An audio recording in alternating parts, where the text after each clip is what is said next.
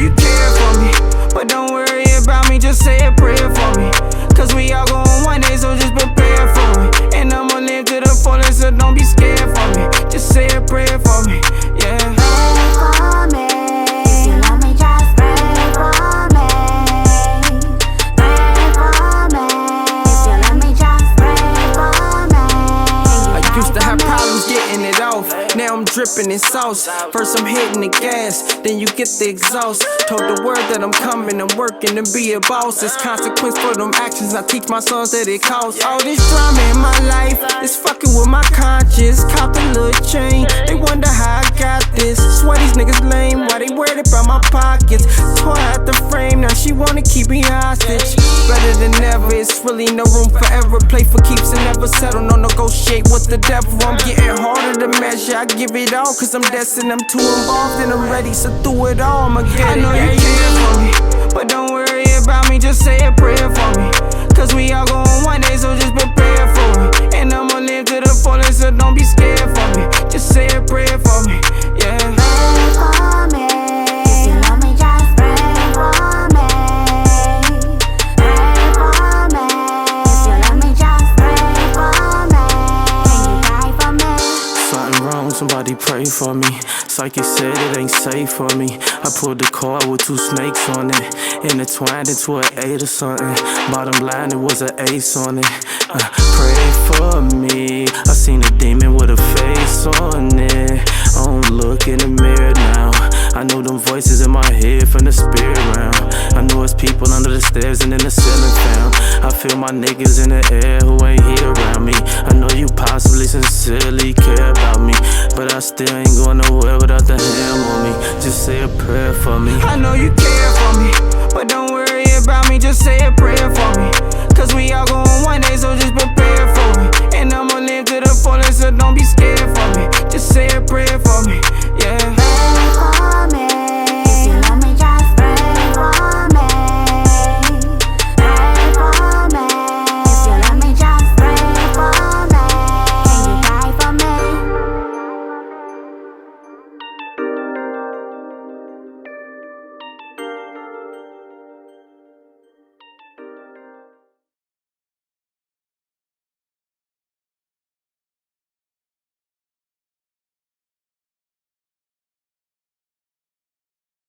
Come back to this page real quick to point out a couple things before we move on. We're back on Ballotpedia, and it says right here that this report compared average and median data.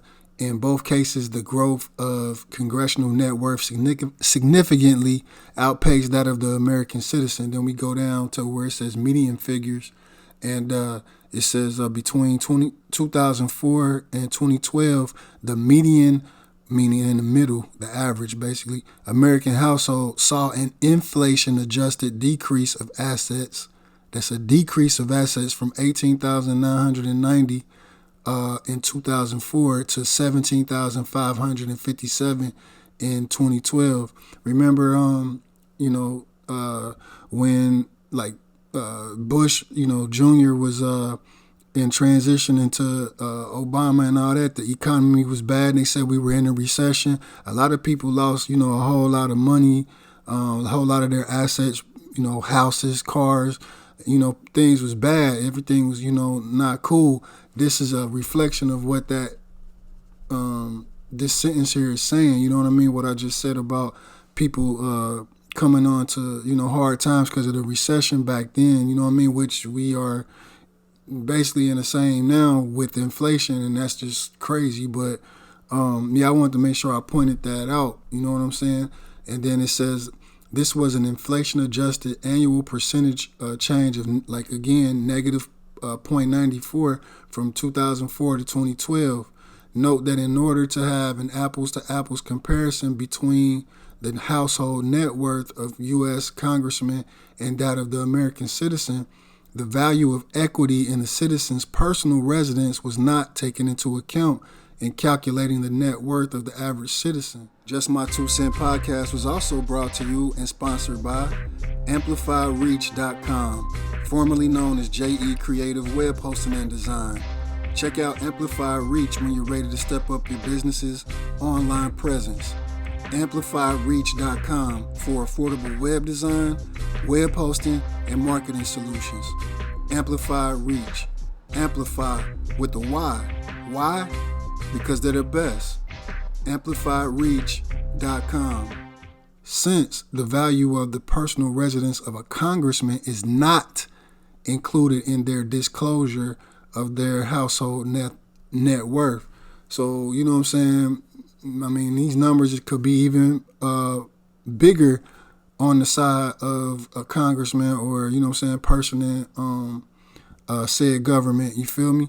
Because they're not even taking their personal residence into account. You know what I'm saying? To determine their household net worth to come up with all these numbers that we were seeing. The gap could be even bigger between them and you and I. So yeah, I just wanted to make sure I pointed that out before we go here to back to the CRS report. Remember we were reading about compensation and what, you know, senators and representatives and delegates receive, you know what I'm saying? I wanted to make sure I came down here and read this part right here, well, two parts right here, starting with this. Quote, member pay has historically been the subject of considerable debate and discussion, as well as occasional confusion.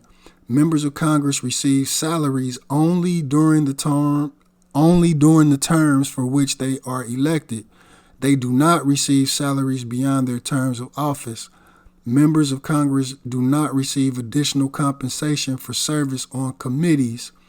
Although both the House and Senate have established student loan repayment programs for employee recruitment and retention purposes, these programs are subject to a number of regulations, including service agreements and annual and lifetime benefit maximums.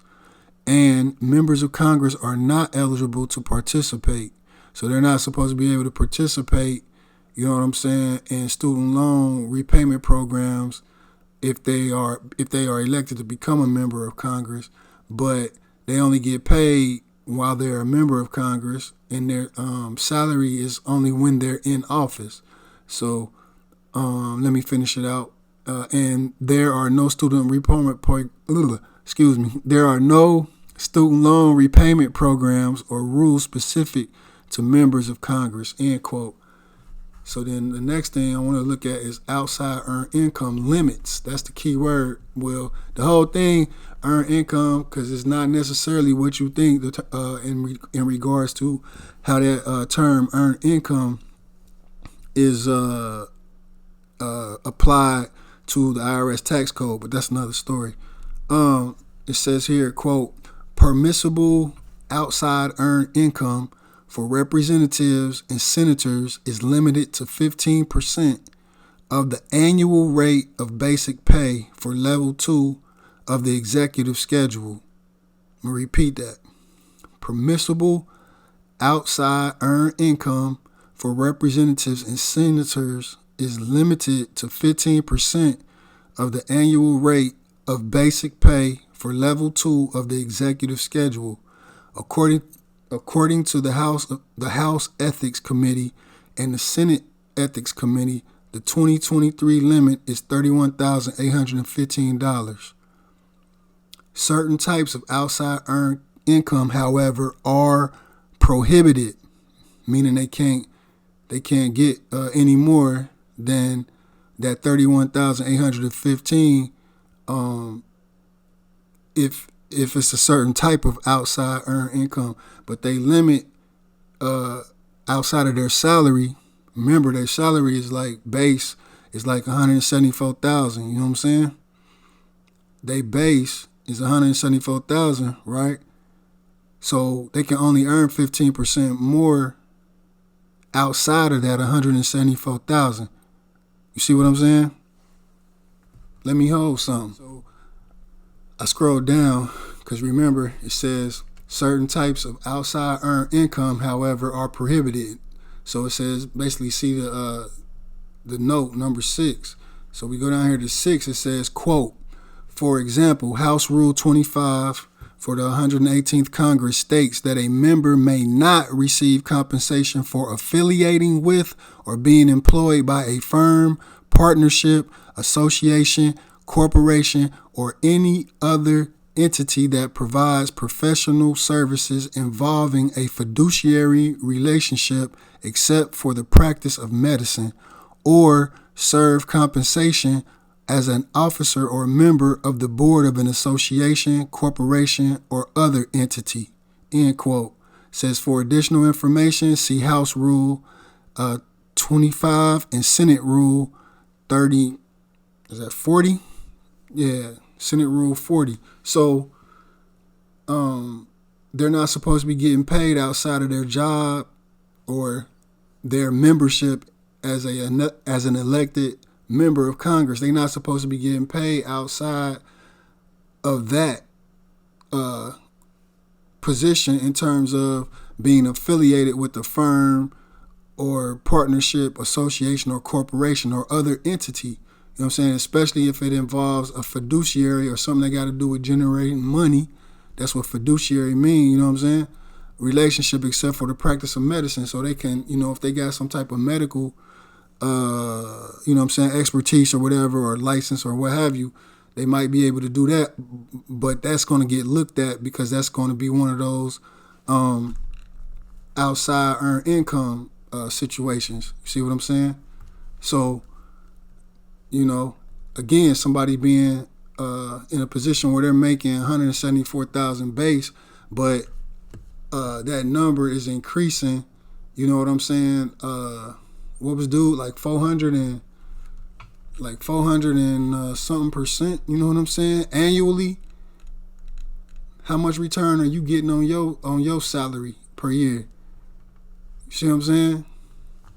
So let's take a look at how they got so wealthy. You know what I'm saying? This article comes from the Atlantic back in 2014.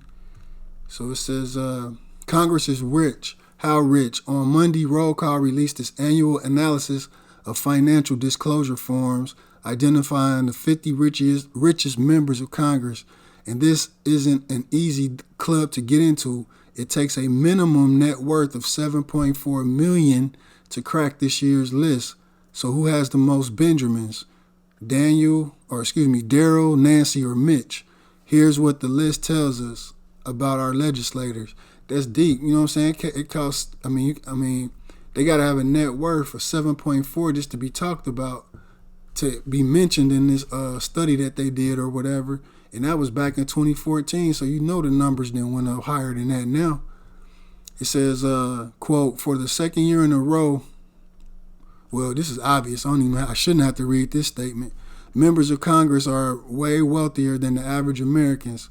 For the second year in a row, Representative Daryl Issa tops the lot with a net worth of $357.25 million, largely the result of his spectacular success at manufacturing car alarms.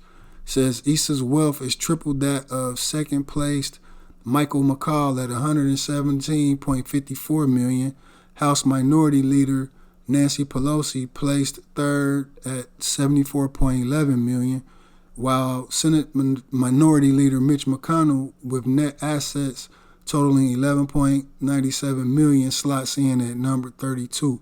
Remember, this is from 2014. But I found it interesting that, Mitch McConnell, you know what I'm saying? Like he came in third with $11.97 million. He been in Congress, you know what I'm saying, or in so-called government as long as the dude who the president right now, you know what I'm saying? And they only supposed to be making, as the position, it said like 193 if you was the minority or majority member of Congress or whatever. It's on the other article. I already closed it, but yeah, you know what I'm saying? Like how are you able to get to 11 point something $million off of that? You know what I'm saying? And then you have earned income. You have earned income outside earned income limits. What are those limits? And we read them. You can't be affiliated with other. Let me quote it again. May not receive compensation for affiliating with or being employed by a firm, partnership, association, corporation, or other entity. I mean, you know what I'm saying? That provides professional services involving a fiduciary relationship. I mean, we have a fiduciary relationship with our jobs because we get paid to do what, you know what I'm saying, we there for. You feel me? Like, this boy, let's keep going so we can get ready to wrap this up. It says, billionaire politicians have become shockingly common around the world, new study finds. And this is from November of this year, a couple weeks ago, November 28th, or a couple days ago. Says more than, and let me make sure I say this too for people who, who don't like where this is going. I really don't care. You know what I'm saying? Number one. However, I'm going to be fair and be like, for the fact that, you see who's in the picture, you know what I'm saying? He didn't even take a salary when he was elected. He came in with his, numbers. You see what I'm saying? So I'm acknowledging that, and I don't know, when I was reading this, I didn't understand why they put the picture of him up there, you know what I'm saying? Like, like he had, like he, got his money while he was inside the office type of thing. Like, you know what I mean? But anyway, it says more than 11% of the world's billionaires have either run for office or become politicians, a new study says. They always say these new studies, but where are they? Who is doing it? We were able to track down all of these other studies. Well, anyway, they just, a new study, whatever. They have a strong track record around the world and lean to the right ideologically. I'm not into the left, right, whatever, because left, right, it's the same animal. You see what I'm saying? It's just one side or the other, and I ain't with that. You know what I'm saying? If they not for Moorish Americans, you know what I'm saying? The autochthonous originals, you know what I'm saying? First, I don't fool with it. That's just where I'm at with it. Donald Trump is running for president again while Foxconn founder Terry Gou is angling to be Taiwan's president. China has the highest rate of billionaire politicians in the world, according to the study. More than 11% of the world's more than 2,000 billionaires have run for election or become politicians, according to a study highlighting the growing power and influence of the super wealthy. While billionaires have had mixed success at the ballot box in the U.S., billionaires around the world have a strong track record of winning elections and lean to the right ideologically, said the study, which is by 3 professors at Northwestern University, quote, end quote. That's interesting right there, because it's like, how do they determine if these people from other countries are billionaires or not, if their monetary system is different from, the U.S. You understand what I'm saying? But anyway, quote, billionaire politicians are a shockingly common phenomenon, the study said. The concentration of massive wealth in the hands of a tiny elite has understandably caused many observers to worry that the super rich have supersized political influence, end quote. Well, I mean, that's pretty much how it is over here, because, the average person here, in my opinion, seems to, act like just because somebody got a whole lot of quote-unquote money, that they know everything that they're talking about. Like, everything that they're talking about makes sense. Whatever they do is right. You know what I mean? They're just an expert on so many things. They're better at life than the other person or whatever, which is bullshit. But anyway, with Donald Trump now on his 3rd straight presidential campaign, outpolling ultra-wealthy GOP candidates Vivek Ramaswamy and Doug Burgum, billionaires and multimillionaires, are once again playing a large role in the national elections. Plus, it kind of shows based off of what we was reading about, that annual decrease, you know what I'm saying, in net worth and income, etc. Between members of Congress and the average, quote unquote citizen here in the land of America. That's not always a good thing. You know what I'm saying? Because it's like, how are people who are in positions where it seems like they're making a substantially amount more per year annually, while another group who are supposed to be their support base is making less or coming away with less. You know what I'm saying? While those others are in a position where they're supposed to be representing their interest. You understand? It just don't add up. It's a broken system. As we continue, in the 2020 race, billionaires Michael Bloomberg and Tom Steyer made unsuccessful bids for the Democratic nomination despite spending over $100 million of their own fortunes. Because that's how it go. Whoever spend the most money going, you know what I'm saying, be the one that crack. You know what I mean? That get there and win because they got enough money to push whatever their agenda is onto others. Because that's capitalism too, right? Capitalism just ain't about, how you get money. But, you know what I'm saying, they think most people like us are just stupid. But we showing them that it's otherwise, though. Billionaire Rick Caruso lost a bid for Los Angeles mayor last year after spending $104 million on his campaign. I guess people just didn't like him, you know what I'm saying, or whatever. You see what I'm saying? But he still spent $104 million of his own and lost. While billionaire J.B. Pritzker is governor of Illinois after spending over $350 million to win his two races, 125 each time. Wow, you know what I mean? So, I'm not gonna read the rest. This last paragraph, you know what I mean? But I just, thought it was interesting, that, they brought out, you know what I'm saying, billionaires and, you know what I'm saying, people, showing how people who already have a substantial amount of quote unquote wealth, you know what I'm saying, are in position of power in governments. And in this land, it being a republic, you know what I'm saying, like, it kind of sometimes can work to the disadvantage of others, you know what I'm saying, who have less, because otherwise it can be looked upon as basically being a feudal system where might, in this case it'll be financial might, you know what I'm saying, shoves their ideologies down the throats of others, you know what I'm saying, who aren't in the same position or able to fight back or do anything about it. And then this last one, I wanted to show just, how elected officials have made millions by being in office. Now, see, this is where you got to be careful because the words by being in office. So this is reading like, when you just look at it at first glance, oh, they was doing it because they making this money, in office. Well, in this particular case, the way that this particular article is being written, it's saying after they were in office. So the fact that they were in office, this is what helped. You know what I mean? But this is from 2020.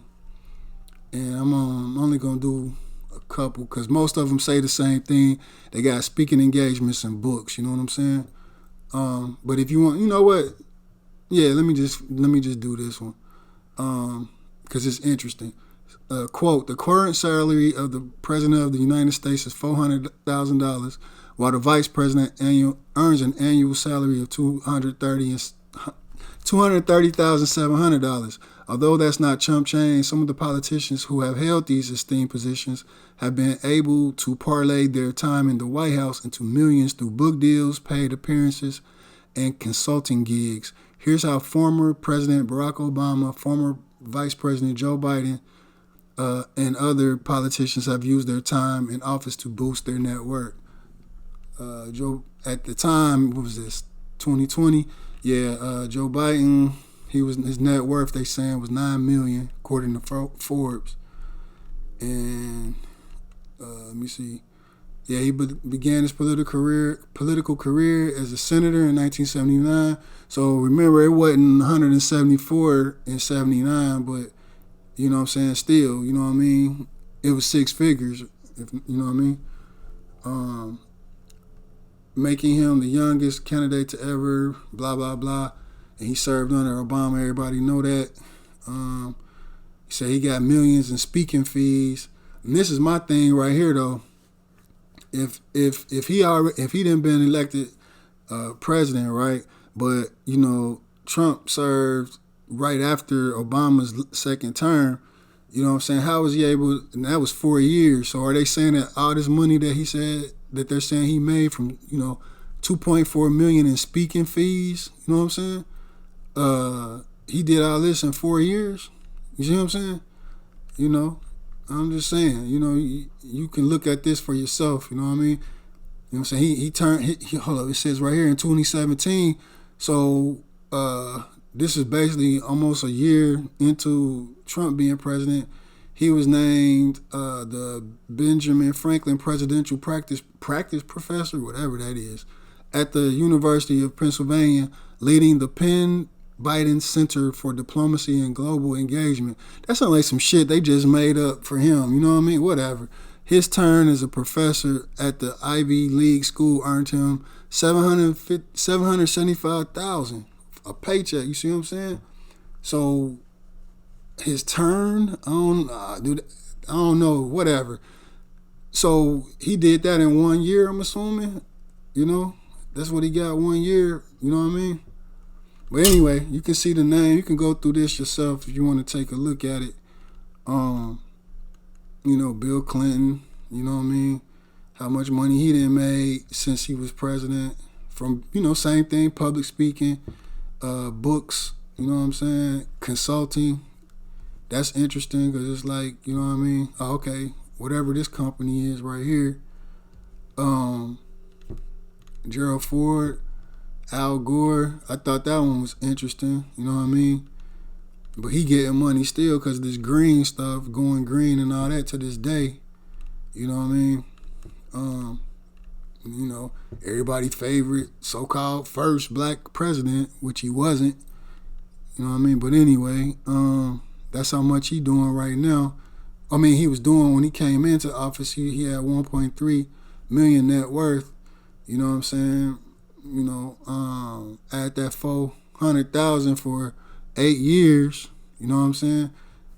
And you know what I'm saying, you come up with the figure for yourself, you know what I mean? So he's estimated to earn 242.5 million, you know what I'm saying, in speaking fees and everything else, book deals and everything else since he's been out of office, you know what I'm saying? And a Netflix deal. So yeah, next section, we're going to get into some like local politicians and stuff like that. And, you know what I mean? Just go ahead and wrap it up from there.